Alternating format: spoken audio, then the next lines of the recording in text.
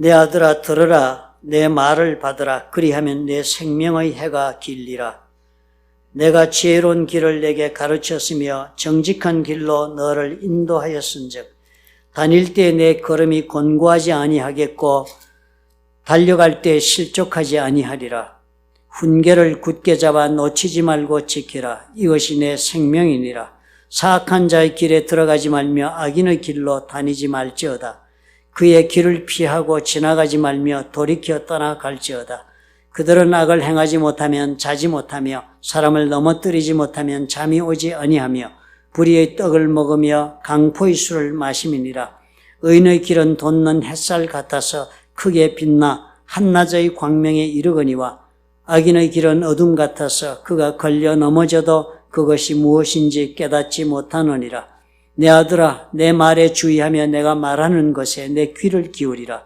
그것을 내 눈에서 떠나게 하지 말며 네 마음속에 지키라.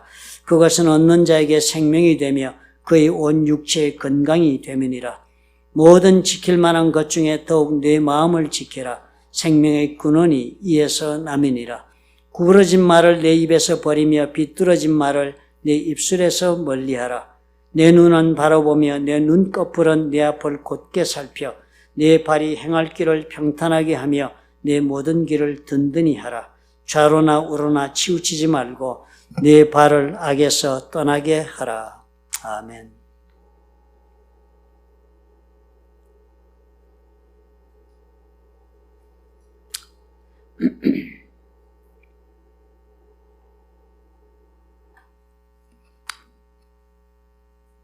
이달에 우리가 잠언서를 묵상하기 시작을 했습니다. 지난주부터.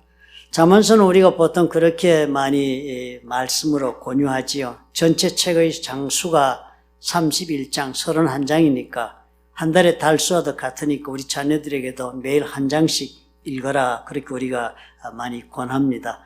그렇게 읽으면 우리 마음속으로 지혜를 얻는 사람이 될 수 있다. 지혜로운 사람으로 자라갈 수 있다. 우리가 그렇게 기대가 되기 때문인 것입니다. 그렇게 이렇게 잠언서를 읽어보면은요, 여러 가지 가르침을 알려주어서 이렇게 살라 하시는구나 하는 여러 가지 많은 가르침이 있어서 그 가르침대로 살면 지혜롭게 그렇게 살 수 있구나 하는 생각을 하는 것이 이제까지 우리가 읽어왔던 잠언서에 대한 이해의 전부였습니다. 그러다 보니까 어떻게 되었었습니까? 잠언서에 많은 말씀이 있었지만 그 중에 어떤 것은 기억하고 지켜나갈 수도 있었지만 또 어떤 것은 가볍게 생각하고 넘어가서 어떤 것은 또 무시하고 그래가지고 전혀 우리에게 영향을 주지 못하는 그런 말씀들도 이 속에는 많이 그대로 남아있게 된 것입니다.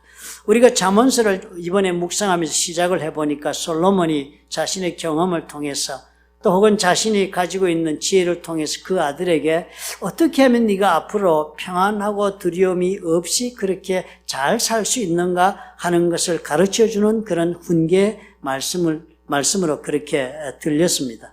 그런데요, 우리가 지난주에 그렇게 묵상을 하신 분은 아마 발견하였을 것입니다. 그렇게 1장에서 말씀이 시작했는데 잠언서 그 다음날 1장 20절을 우리가 읽어보니까요, 전혀 다른 양상으로 이 말씀이 발전해 나가기 시작을 하는 것을 우리가 보게 된 것입니다.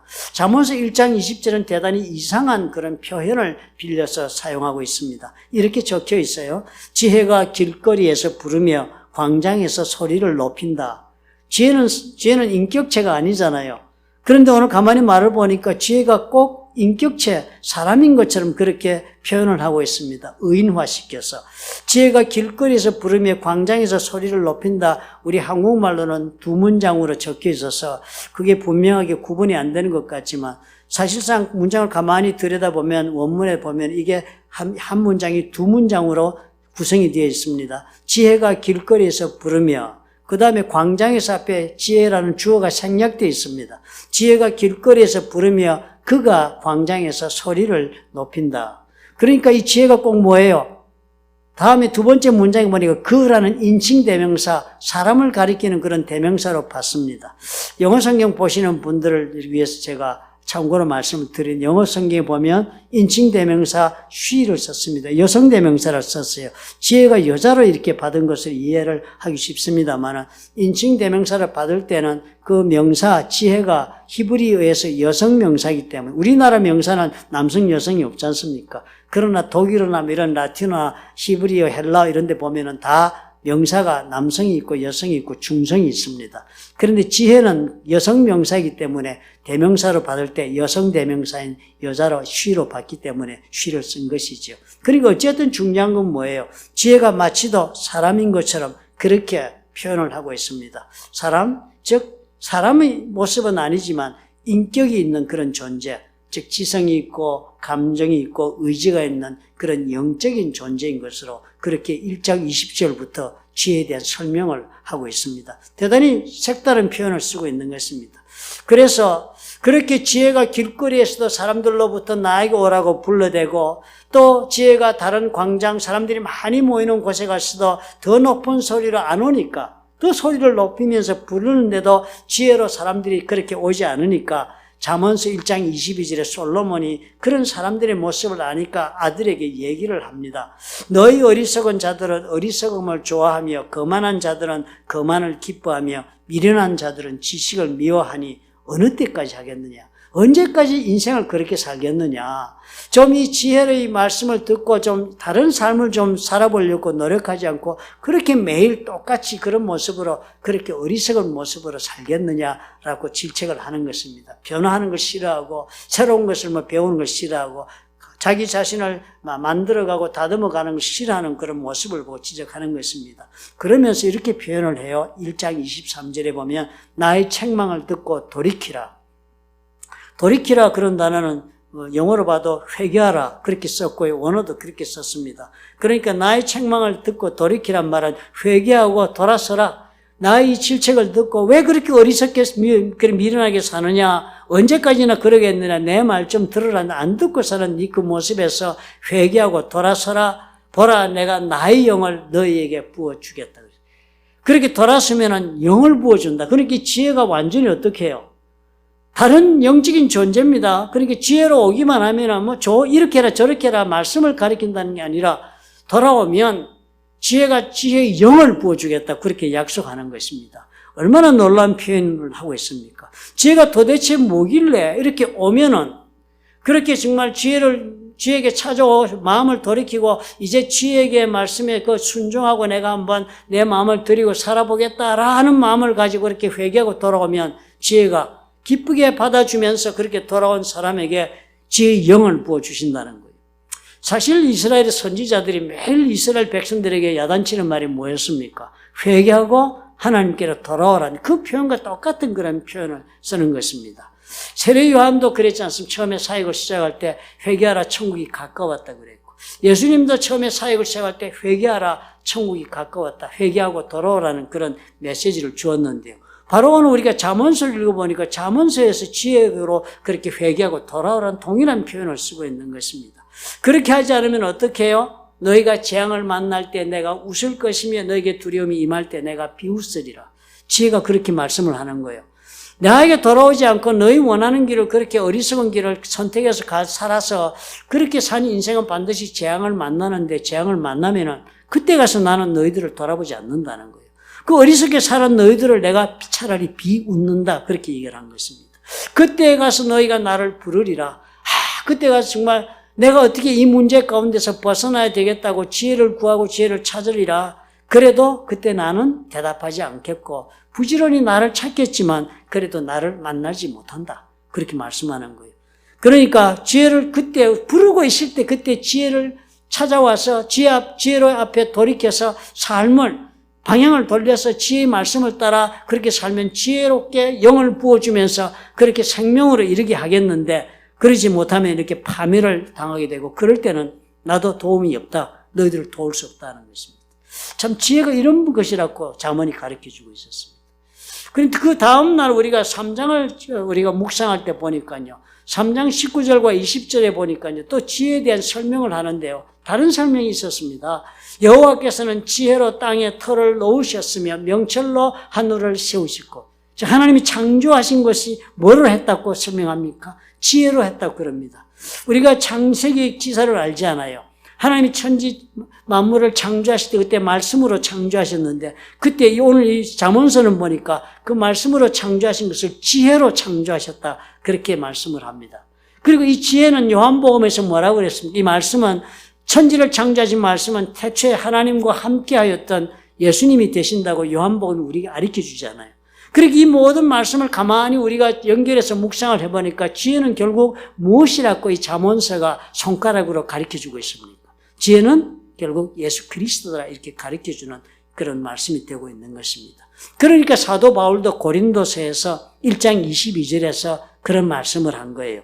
오직 부르심을 받은 자들에게는 유대인이나 헬라인이나 족속에 관계없고 나라에 관계없다는 건 오직 믿음으로 하나님 앞에 부름받은 사람들, 그래서 예수 믿고 구원받은 사람들에게는 그리스도는 하나님의 능력이요, 예수 그리스도가 하나님의 능력으로 그들의 삶에 임하시고 하나님의 지혜다. 그리스도가 하나님의 지혜다. 그래서 이 지혜의 말씀이, 이 지혜가 바로 예수님 되신다 하는 것을 설명해 주고 있습니다. 그러니까 지난 토요일까지 우리가 묵상해 오면서 한 가지 우리는 그동안에 지혜에 대하여 몰랐던 것이 이렇게 오늘 이 말씀을 통해 새롭게 발견하게 되는 것입니다. 솔로몬이 말하고 있는 그 아들에게 당부하는 지혜를 얻으라, 지혜를 가지라라고 말하는 것은 솔로몬이 그 아들에게 어떤 추상적인 능력 혹은 또 추상적인 지식 혹은 또 영적인 대상으로 그렇게 가질 수 있는 어떤 자원 이런 것들이 아니라 그 지혜라는 거 바로 예수 그리스도라고 그렇게 가르치고 있는 것입니다. 그러므로 지혜라는 것은 저와 여러분이 배워가지고 소유할 수 있는 그런 것이 못 됩니다. 내가 지혜를 지혜의 말씀을 배워가지고 이대로 행하면 내가 지혜로운 사람이 되는구나 이렇게 적용하라고 잠언의 말씀을 우리에게 주신 것이 아니다 하는 것입니다.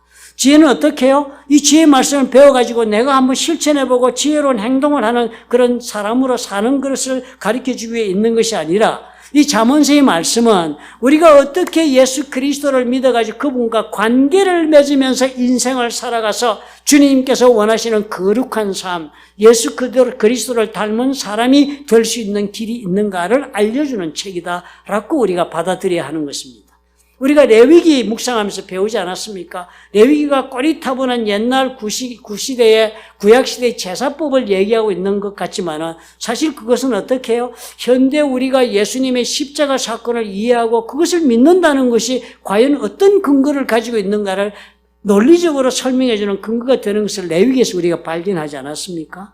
그와 똑같이 마찬가지로 잠언서를 우리가 묵상하면서도 우리가 그렇게 배워야 하는 것입니다. 잠언서를 묵상하면서도 지혜롭게 살려면은 뇌물을 받지 말아야 되는구나. 지혜롭게 살려면은 화를 내지 말아야 되는구나. 이렇게 그 말씀 자체만을 우리의 삶의 하나의 그런 선택하는 지식적 능력을 주는 말씀으로 배울 것이 아니라 이 말씀을 통해서 우리가 구원받은 예수 믿은 자로서 예수 그리스도를 닮아가려면 어떤 모습으로 살아야 하는가를 가리키고 있는 말씀이라고 우리가 배워드려야 하는 것입니다. 그러니까 우리가 이 지혜의 말씀은 참으로 그 지혜의 말씀을 행동하여서 무슨 지혜로운 삶을 살아 혜택을 얻고자 하기 위해 주신 말씀이 아니라 우리가 예수를 믿어서 거룩한 자 그리고 예수 그리스도를 닮은 자로 그렇게 살아가려면 어떤 실질적인 거룩의 옷을 입어야 하는가, 어떤 행동들을 해야만 그런 사람으로 우리가 만들어져 나갈 수가 있는가를 알려주는 지침서라고 그렇게 받아들여야 한다 생각하고 이 말씀을 묵상해야 그 진가를 우리가 발굴할 수 있는 것입니다. 그런 자세를 가지고 우리가 오늘 이 4장 10절부터 19절의 말씀을 보면은요, 지혜가 점점점 자라가도록 그렇게 우리가 노력해야 한다고 가르쳐 주고 있습니다. 4장 17절 그래요. 내 아들아 들으라 내 말을 받으라 그리하면 내 생명의 해가 길리라 그러면서요. 내가 지혜로운 길을 내가 가르쳤으며 정직한 길로 너를 인도하였다. 지혜를 이렇게 우리가 받아가지고 그 지혜를 통해서 우리가 무슨 목적을 이루는 것이 아니라 지혜의 길에 내가 들어가가지고 생명의 그 목적지에 이루는 것이 바로 이 지혜라고 말씀을 합니다. 그러니까 이 지혜의 길은 어떻게 해요? 매일 걸어가서 결국 도착하는 데가 어디라고요? 생명이 있는 삶에 도착하는 것이 지혜의 길이다라고 알려줍니다. 그러니까 이 지혜의 말씀은 우리가요, 이 잠언서를 읽으면서 우리가 매일 이 말씀을 통해서 영적으로 성장해 나가야 하는 그 가르침의 길이라고 이해하고 받아들여라 하는 것입니다. 두 개의 길이 있다고 말씀하지 않아요? 하나는 지혜로운 길, 하나는 악인의 길. 악인의 길은 그러니까 어리석은 자의 길이라고 말씀하는 것입니다. 그렇게 길을 걸어가는 것이 이 지혜로운 말씀 잠언서에게 우리가 솔로몬이 그 아들에게 이 지혜의 가르치는 그 길에 들어서서 매일매일 말씀의 길을 걸어가면 네가 목적지에 어느 순간 보니까 도착해 있는 것을 알게 된다라고 그렇게 가르쳐주면서 말씀을 지금 진행하고 있는 것입니다. 마치도 우리 예수 믿는 사람들이 매일 우리는 어떻게 살아야 된다고 갈라디아서에서 말씀하고 있습니까? 우리가 예수를 믿어서 우리가 죄사함을 받고 의롭다함을 입었지만 우리가 의로운 사람으로 우리가 살지 못하지만 의로운 자로 살 수 있는 길이 있다는 걸 가르쳐 줄 때 갈라디아서 5장 17절이 뭐라고 말씀을 했습니까? 내가 이르노니 너희는 성령을 따라 행하라. 내 힘으로는 못 걸어가는 길이지만 성령께 순종하면 성령께서 우리를 이끄는 대로 우리가 걸어가면 어떻게 해요? 성령을 따라 행하면 우리의 삶 가운데 우리가 스스로 맺지 못하는 성령의 열매가 맺히는 그런 삶을 산다고 가르쳐 주는 것입니다. 똑같은 얘기를 지금 잠언서가 우리에게 주는 것입니다. 이 잠언서의 말씀을 따라서 살면 그렇게 순종하고 의지하고 그렇게 걸어가기 시작하면 그 잠언서의 말씀대로 우리 삶이 그렇게 자라가고 성장해서 열매를 맺히고 목적지에 도달한다라고 이야기를 합니다.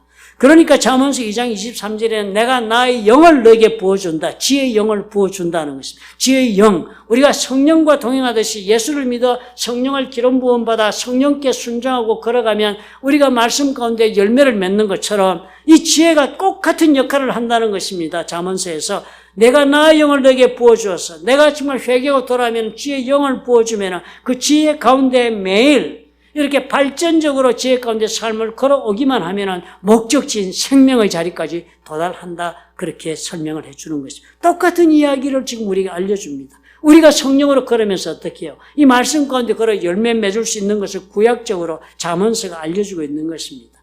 그러니까 반복적으로 이야기를 합니다. 솔로몬이 지혜의 길을 선택하는 대신에 악인의 길로 들어가면 어리석은 자의 결론을 도달한다. 어리석은 인생을 맛보게 된다라고 표현하면서 14절을 이렇게 사악한 자의 길을 설명을 합니다. 사악한 자의 길에 들어가지 말라. 악인의 길로 다니지 말라. 그의 길을 피하고 지나가지 말며 돌이켜 떠나갈지어다. 지혜의 길에 들어가지 않고 사악한 길로 들어가는 그 길을 선택하면 안 된다고 얘기를 하면서 그리고 그렇게 들어가면 그들은 악을 행하지 못하면 자지 못하며 사람을 넘어뜨리지 못하면 잠이 오지 아니하고 불의의 떡을 먹으며 강포의 술을 마신 것 같다고 그랬습니다. 이 불의 악인의 어리석은 자의 길이 이런 것입니다. 사실 우리는 어느 것이 어리석은 자의 길인지를 분명히 알지 못하기 때문에 들어가지요. 우리가 분명히 이건 들어가면 어리석은 자의 길이다. 이건 사악한 길이라고 분명히 판단이 되면 누가 그 길을 들어가겠습니까? 그런데요, 그 분별을 못하는 것입니다. 뭔가 내 인생에 내 힘으로 새로운 일을 해보자고 하다가 들어간 것이 덜커덕 가서 들어가 보니까 어리석은 자의 선택의 길에 들어간 경우가 우리가 살아가면서 얼마나 많습니까? 우리가 스스로 정말 내 장래를 위해 좋은 선택을 했는데 오히려 그 선택한 것이 내 인생을 족쇄를 채우고 그것에 묶이고 그래서 고난 가운데서 헤어나오지 못해서 발버둥 친 적이 얼마나 많습니까? 이 미국 살면서 우리가 그런 잘못된 길에 우리 한 번이라도 들어서서 어리석은 결정을 했다면 그 결과가 치명적으로 우리의 평생을 따라다니지 않습니까? 그 이야기를 지금 하고 있는 것입니다. 그렇게 하니까 그 어리석은 자의 길에 뭔가 내 힘으로 새로운 길을 해보려다 덜커덕 들어가가지고 그 일에 마음이 사로잡혀가지고 밤잠을 못 자게 되거든. 깨달으라는 거예요. 네가 밤잠을 못 자고 마음이 사로잡혀 그것이 너의 온 마음을 사로잡고 있거든. 너는 지금 어느 길에 들어와 있다고요? 어리석은 자의 길에 들어와 있다. 그것이 한 증거라고 지금 알려주고 있는 것입니다. 사실 이 어리석은 자라는 거는요, 자기가 정해놓은 그 길에다 그냥 사로잡혀서 온통 그것밖에는 보지 못하는 삶의 모습. 밤잠 못 자는 일이 벌어집니다. 몇 년 전에, 한 15년도 더 되었습니다. 그때 어떤 젊은 집사님 한 분이요, 느닷없이 누구도 부탁하지 않았는데 교회 나무들이 너무 많이 자라서 나무를 좀 트리밍을 해야 되겠다. 본인이 그렇게 얘기를 합디다. 제가 그 나무 트리밍 쉽지 않은데 싶었지만 본인이 즐겁게 하겠다니까 놔뒀습니다. 그랬더니 사다리를 타고 올라 저 앞에 저 나무를 잘랐습니다. 그리고 내려와서 보니까요, 한쪽을 잘라놓으니까 머리를 이쪽만 깎은 것이 되니까 또 이쪽을 자르려고 사다리 이쪽으로 와서 올라가서 잘랐습니다. 그리고 내려와 보니까 올라서 잘랐을 때는 똑같이 자른 것, 내려와 보니까 영 삐딱하게 다를 잘못 잘린 겁니다. 그러니까 또 그냥 올라가서 자르고, 어머니가 또 틀려 교정하기 이쪽을 자르고 왔다 갔다 하다 나무를 완전히 버려놨습니다. 집에 가서 생각하니까 너무 이게 마음을 사로잡는 거예요. 이거 정말 어떻게 이 나무를 내가 이렇게밖에 못 자르나 막 생각에 번뇌하면서 잠을 못 잤다고 그런 본인이. 밤새도록 나무 생각만 했다는 거예요. 그리고 다음날 벌떡 일어나가지고 다시 잘라야겠다. 그리고 와가지고 저 나무는 버렸으니까 이제 이쪽 나무로 갔습니다. 그리고 이 이쪽 나무를 자르기 위해서 옆쪽에 나무가 새우를 이분이 손을 대기 시작을 했는데 똑같은 결과가 자꾸 생기는 거예요. 한 달 내 나무에 사로잡혀가지고 자기가 고생하고 밤마다 정말 밥 먹고 이렇게 하는 거 정말 다른 말로 하면 온통 다른 만사를 제쳐놓고 나무에 매달리고 한 달을 밤잠을 안 자고 매달렸습니다. 그래서 결국은 이쪽에 여러분 아시지만 지금 굴빈하죠, 나무가요. 아주 그냥 나무가 지금 우리 교회 건물을 가리고 있던 나무가 사라져버리고 속이 다 드러나는 그런 형상이 지금 됐습니다. 그분이 고백한 게 그거예요. 생각이 거기 꽂히고 나니까 헤쳐나오지를 못하겠다는 오늘 사무소의 말씀 아닙니까? 마음이 사로잡히니까. 우리가 그것으로 우리 자신을 판단할 수 있어야 합니다. 내가 무엇인가 사로잡히가 좌우가 보이지 않고 그것만이 내 삶을 지배하고 있거든요. 어리석은 자에 내가 지금 스스로 발을 담궜구나라는 것을 깨달으라고 지금 솔로몬이 그 아들에게 알려주는 것입니다. 사실상 이 모습을 가만히 보면 이 지혜 가운데 자라가는 것은요, 고린도 전서에서 사도 바울이 우리에게 성화의 길을 걸으라고 말씀하고 있는 구절과도 너무나도 동일합니다. 고린도 전서 1장 30절에 이런 말씀이 있습니다. 너희는 하나님으로부터 나서 그리스도 예수 안에 있고 예수는 하나님으로부터 나와서 우리에게 지혜와 의로움과 거룩함과 구원함이 되셨다. 한국어는 여러분 대단히 어렵습니다. 영어를 보시면 이렇게 적혀 있어요.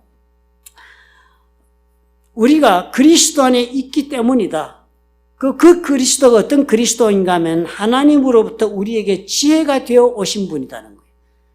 예수 그리스도께서 지혜로 우리가 하나님으로부터 우리에게 오신 그러면 예수님 오실 때 그냥 덜커덩 그래 오신 것이 아니고 하나님이 지혜의 모습으로 우리에게 지혜로 우리에게 다가오시도록 예수님을 그렇게 보내셨답니다. 그런데 그 예수님의 지혜의 내용이 뭔가 하면 영어는 그렇게 적혀 있습니다. That is, 그 내용이 Our righteousness, holiness and redemption. 우리의 의롭게 함과 우리의 거룩하게 됨과 우리의 구원받는 것을 뜻한다. 그리고 어떻게 우리가 구원받고 의롭다함을 구원받아서 의롭다함을 받고 그리고서는 점점 그리고 거룩해지는 우리의 삶으로 그렇게 우리를 만들어 가기 위한 분으로 우리에게 예수님이 오셨다는 거예요. 예수님이 지혜로 오셨다는 말은 결국 한마디로 뭐예요? 우리를 거룩하게 성화시키기 위하여 선물로 우리에게 오신 분이 예수님이다 라고 그렇게 설명하고 있는 것입니다. 그러니까 그리스도라는 것이 그렇게 우리가 오셨으니까 우리가 구원받아 예수 믿고 나서 예수 그리스도를 닮은 사람으로 변화되고 성령의 열매를 맺는 것이 우리 신앙의 목표가 되고 있다면은 그런 예수 그리스도를 우리가 떠나게 되면 어떤 문제가 생기겠습니까? 성화되지 못하고 그리고 거룩함에서 떨어지고 그리고 또 참으로 주님을 닮아가는 일을 중단하게 되는 것이 벌어지고 맙니다. 우리가 예수 그리스도를 참으로 닮아가는 사람으로 변화하지 못한다면 구원받은 것으로 끝나는 사람, 구원밖에는 아무것도 자신에게 이룬 것이 없는 사람, 그런 사람, 즉 불 가운데서 건짐을 받은 자처럼 부끄러운 구원밖에 없는 그런 성도가 된다고 성경이 가르치는 것입니다. 그러니까요. 우리가 아무리 큐티를 열심히 한다고 스스로는 자부한다 하더라도요. 만에 하나 그 큐티를 잘하는 사람이 혀 하나 길들이지 못해가지고 그 말 때문에 문제를 일으키고 상처를 주고 고통을 주는 일을 자기가 그냥 마음대로 하고 있다면 즉 잠언서에 가리키는 말씀에 하나도 그에게는 실질적으로 적용되지 못하는 삶을 살고 있다면 그저 어리석은 자로 끝나는 것이 아니라 우리가 가만히 오늘 말씀 보니까요. 그 사람은 예수님으로부터 점점 멀어지는 길을 찾아가고 있는 사람이 되는 것으로 이해가 되는 것입니다. 그렇게 살면 어떻게 해요? 아무리 큐티를 열심히 해도 자기의 그 모든 이 잠언서에서 가리키는 이 지혜로서 우리에게 가르치는 말씀대로 우리가 변화되지 못한 것 때문에 우리는 어떻게 해요? 예수님과 문제 가운데 있는 그런 영적인 상태가 되는 것입니다. 손을 높이 들고 찬양을 드리고 아무리 아름다운 예배를 드린다 할지라도 내 삶을 살고 있는 내 주의 하나도 제대로 하나님 앞에 정리해서 살지 못한다면 그 정리 못한 것, 그것이 문제가 아니라 그것 때문에 나와 예수님 사이의 관계에도 문제가 일어나고 있다는 것입니다. 성경 공부를 가리키는 사람이라 할지라도 성경 공부를 그렇게 가리킨 다음에 집에 가서는 아내를 위해서 쓰레기조차 치워주는 것도 거부하고 그런 사람이라면 그것이 단순히 그렇게 자신이 그렇게 자기 자신을 나누어 주지 않는 정도로 끝나는 어리석은 선택한 것이 아니라 예수님과의 관계 속에서 문제가 발생하는 것이라고 이 잠언이 우리 그렇게 가르쳐주고 있다는 것을 우리가 발견해야 된다는 것입니다. 삶의 모든 분야에서 예수 그리스도께서 관여하고 있는 그런 삶을 살 수 있게 해주는 가르침, 그것이 바로 잠언서의 가르침이다 라고 우리가 이해하고 받아들여야 합니다. 그러니까 어리석은 자의 길을 산다, 지혜롭지 못하다라고 잠언서가 말하고 있는 것은 예수님께 우리가 얼마나 예수를 닮은 사람으로의 길을 걸어가는 일에 충실할 수 있는가를 가르쳐주고 있는 그런 안내의 말씀이 된다 하는 것입니다. 그러면서 오늘 23절에 보니까요, 한마디로 이렇게 정리를 하는 것입니다. 그런 지혜의 말씀을 따라 예수 그리스도를 닮은 사람으로 그 변화되는 길을 걸어가는 그런 사람이 되려면 무엇보다도 우리의 마음을 지켜야 한다라고 가르칩니다. 마음을 지켜야 한다. 왜냐하면 우리의 마음에 내 삶의 주희 본부가 그곳에 자리 잡고 있기 때문입니다. 우리 예수 믿고 나서 노력하는 게 가장 무엇이에요? 잘못된 행동 고치려고 우리 노력 많이 합니다. 그죠?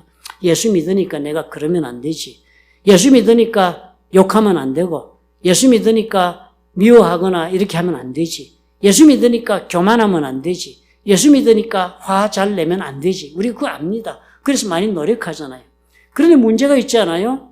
우리가 예수를 믿어 구원을 받고 어렵다함을 입었지만 우리 죄된 본성이 어디로 갔습니까? 그대로 있으니까요.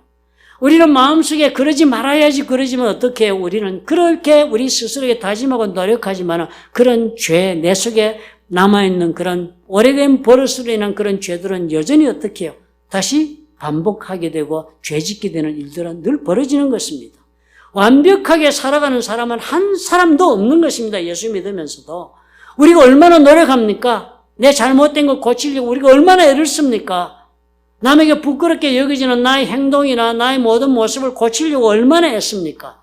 또 때로는 우리가 중독 가운데서 벗어나려고 얼마나 애씁니까? 그지? 나쁜 습관, 나쁜 행동 고쳐야겠다는 잘못된 것을 다 안고 사는 것이 성도들의 삶입니다.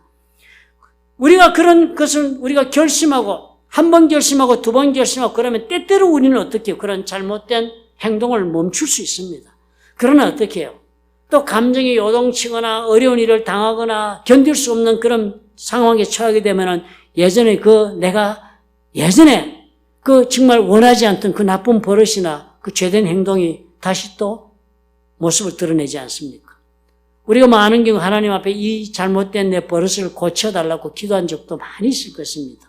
파괴적인 버릇이 있고 죄가 되고 어리석은 짓 하는 그런 버릇이 있는 거 알지만 그러시면 어떻게 해요? 멈춰지지가 않습니다. 지속되는 투쟁을 내가 하지만은 해결이 안 되지 않아요? 그죠? 벗어나기를 원하는데 반복해서 실패를 짓습니다. 그죠? 알코올 중독된 사람이요. 그 술 안 먹기로 마음에 결심하고 하루 이틀 안 먹지만 또 반드시 다시 먹고 벗어나지는 못합니다. 우리가 정말 화 안 내기로 결심하지만 화 안 내고 일주일 살고 2주일 살고 3주일은 살았지만 또 어느 순간에 자기도 모르게 화를 터뜨립니다. 일정한 패턴이 있어요. 고치고자 노력하는데도 불구하고 다시 반복되는 거죠. 반복적으로 실패하는 거예요. 마치도 이렇기 때문입니다. 그 문제가. 누군가 이렇게 설명을 했어요. 왜 자꾸 이렇게 반복되는가? 본인은 고치고자 하는데도 왜 안 고쳐지는 거예요? 잔디밭에 여러분 미국에 살다 보니까 민들레가 피지 않습니까? 댄들로인 꽃이 이렇게 피니까 그 잔디밭에 그런 거 자꾸 피면은 잔디 버리니까 그죠? 잔디 깎을 때 싹 깎으면 민들레 사라집니다. 그런데 또 한 일주일 지나면 어떻게 해요? 민들레가 또 쭉 하고 순이 올라오고 꽃이 피잖아요. 잔디는 깎았지만 다시 또 없어졌다가는 다시 또 그렇게 민들레가 살아나죠. 우리 가운데 내가 버리고 싶어하는 그런 버릇들, 그런 잘못된 행동들이 그렇게 살아오는 것입니다. 왜요?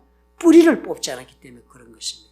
그러니까 우리는요, 잘못된 행동을 자꾸 고치려고 노력한다고 해결이 안 됩니다. 뿌리를 뽑아내면 그 행동을 고칠 수 있는 것이니까 그 뿌리가 어디에 있다고 오늘 잠언서가 말씀합니까? 내 마음에 그 뿌리가 있다는 것입니다. 내 잘못된 행동이나 내 버릇을 고치려면 내 마음을 바꿔야 되는 것입니다. 이 문제가 내 마음속에서부터 출발된다는 것을 우리가 잊지 말아야 한다고 잠언서가 알려줍니다. 예수님이 이것을 어떻게 설명하셨습니까? 모든 죄가 마음에서 시작된다고 예수님 가르치셨습니다. 율법서는 행동이 죄라고 그것으로 판단하고 심판하고 징계를 한다고 그랬는데요. 예수님은 마음속에 그 죄를 생각했을 때부터 죄를 지었다고 예수님 말씀하지 않았습니까? 간음하지 않아도 마음속에 이미 여자를 보고 음욕을 품은 간음의 죄를 범한 것보다 같다고. 그 출발지가 어디라고요? 죄는 밖으로 드러나지 않고 마음속에 있은 그때부터 죄는 벌써 잉태되었고 죄는 형성이 되었다고 주님 가르치십니다. 그러니까 모든 문제가 어디 있다고요? 마음속에 있다는 거 우리가 이해해야 한다는 것입니다.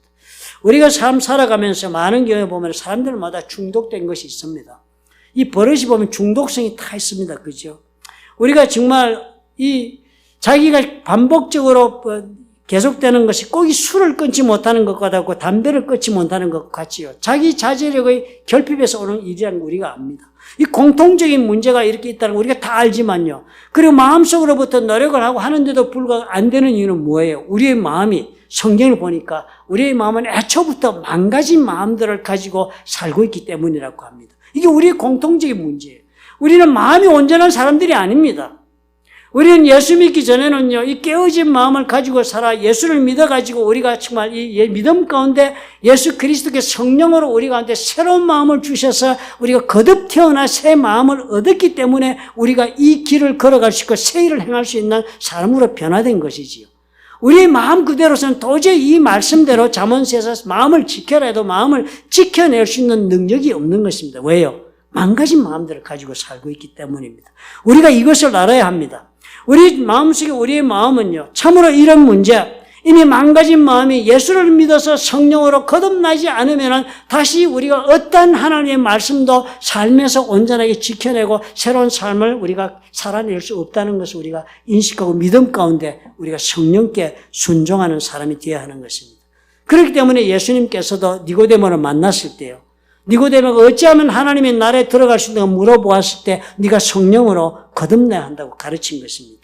그러므로 우리가 오늘 이 마음속에 이것을 우리가 잠언서 보면서 받아들여야 하는 것입니다. 참으로 이 잠언서의 말씀은 지혜, 예수 그리스도께서 우리에게 오셔서 참으로 거룩하게 하나님 앞에 우리가 변화되어 열매를 맺는 그런 사람이 되도록 만드시려고 우리에게 주신 말씀인데, 이 말씀은 그냥 우리가 그대로 말씀대로 실천하고자 노력해서 이룰 수 있는 것이 아니다. 이 말씀을 통해서 먼저 우리는 우리의 마음을 보아야 한다. 내 마음이 새롭게 태어나야 한다는 것을 절감하고 마음이 새롭게 태어나 사는 삶에 순종해야 된다. 예수를 믿으면 예수께서 성령으로 나의 속에 오셔서 나에게 세미한 음성으로 말씀하실 때 내가 순종할 줄 아는 그런 영을 가진 사람이 되어야만 내가 하나님 앞에서 이 말씀대로 살 수 있는 능력을 얻는다는 것을 우리가 깨달아야 된다는 것입니다. 진정한 변화는 그래서 우리의 마음이 새로워졌을 때만 일어납니다. 구약에서도 수차 우리에게 새 영을 주시겠다고 하나님 약속하셨습니다. 에스겔 36장 26절 같은 데도 내 또 새 영을 너희 속에 두고 새 마음을 너희에게 주겠다고 그랬습니다. 그래서 너희 육신에서 굳은 마음을 제거하고 부드러운 마음이 되어서 하나님 앞에 새롭게 사는 사람의 길을 갈 수 있도록 해주겠다고 그랬습니다. 예레미야 31장에도 그랬습니다. 그들의 속에 두며 그들의 마음에 기록하여 나는 그들의 하나님이 되겠다.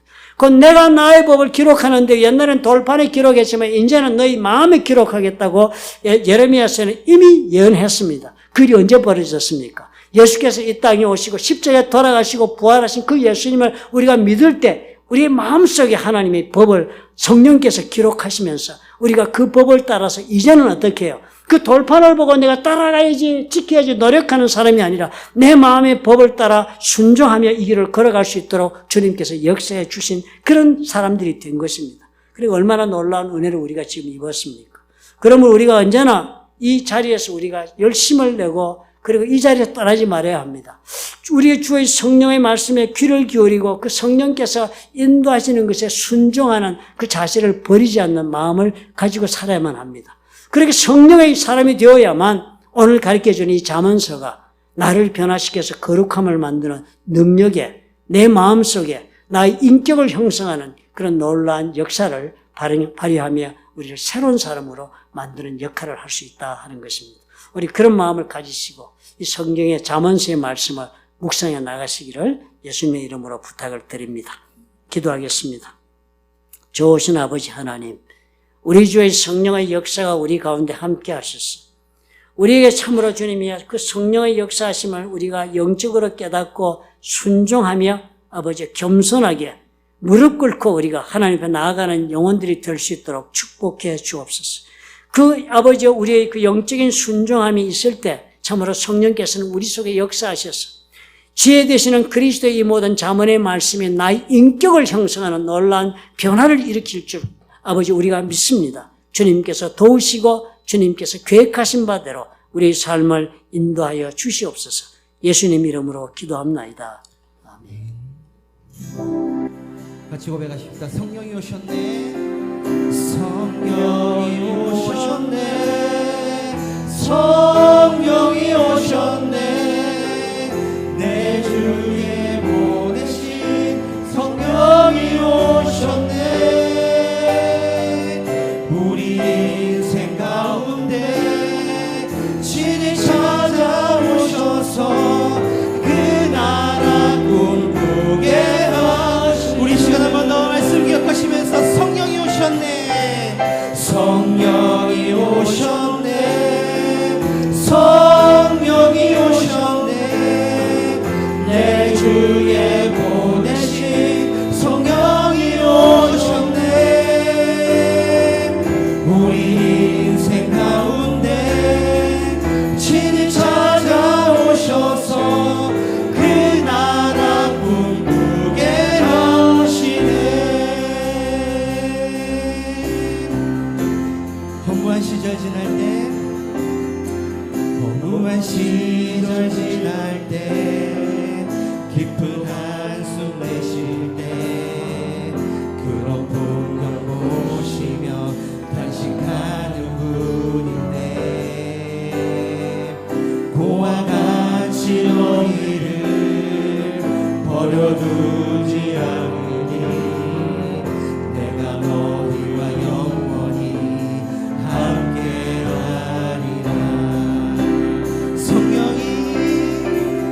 성령이 오셨네. 성령이 오셨네. 내 주에 보내신 성령이 오셨네. 우리 인생 가운데 친히 찾아오셔서 그 나라 꿈꾸게 하시네. 우리 마지막으로 이 시간 한번 더 고백하시면서 성령이 오셨네. 성령이 오셨네. 내 주에 보내신 성령이 오셨네.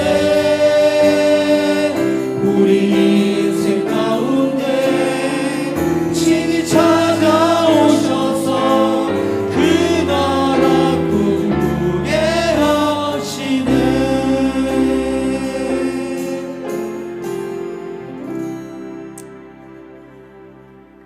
우리에게 지혜가 되시는 그리스도께서 나의 삶의 주가 되시고 또 그 주님께 우리가 순종하여 주의 성령께서 말씀하시는 그 말씀을 따라 우리가 참으로 겸손하게 아버지 앞에 의탁하며 나아가는 삶을 살 수 있도록 도와주시옵소서.